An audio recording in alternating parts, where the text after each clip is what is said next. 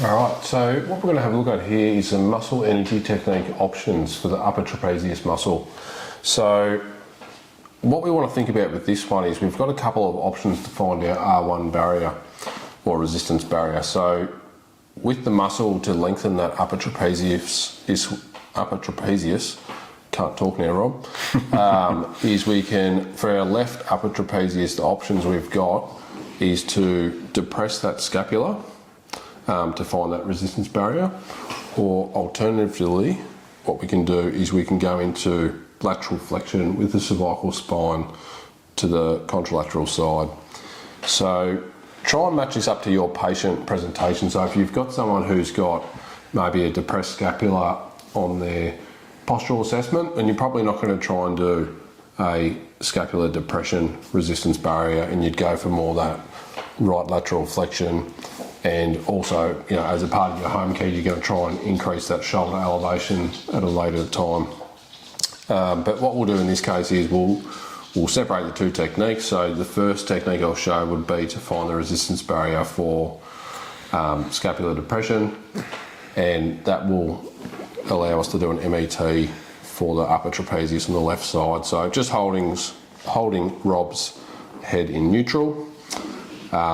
Basically big broad contact so it's nice and comfortable for Rob, reaching my fingers underneath, and then all I'm going to do is I'm going to push straight down until I get that R1 barrier. And now what I'm going to get Rob to do is just a 20%, sorry, no more than a 20% contraction. So Rob, just pushing up into my hand there for a few seconds. And we're just going to hold that for 5 seconds. And then as Rob relaxes, I'm then just going to slide down to that next R1 barrier.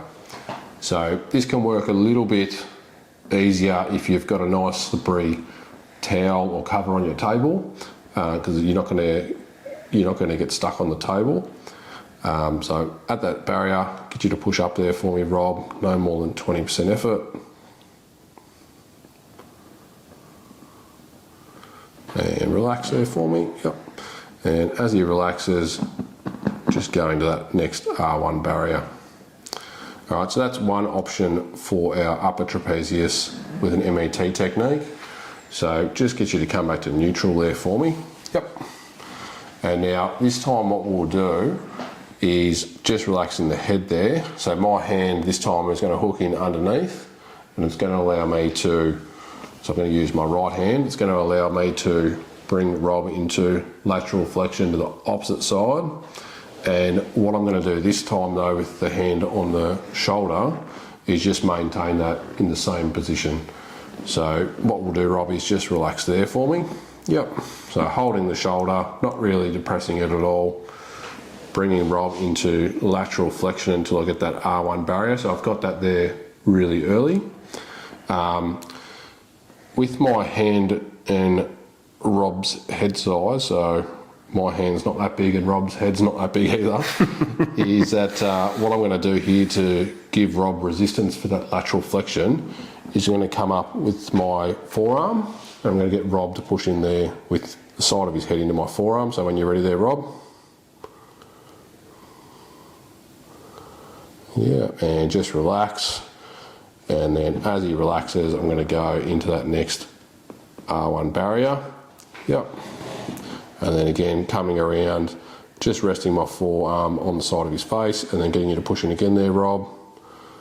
So what I'm thinking about here is just lining my forearm up so that he can have a nice, clean lateral flexion into my forearm. And then relax, which gives him the chance to activate that upper trap muscle. All right, so nice lateral flexion increase there, and then back to the midline. So nice change there. Normally I just sort of give the head a little bit of a wiggle and then relax down. So that's how we do two different options for the upper trapezius muscle using a muscle energy technique.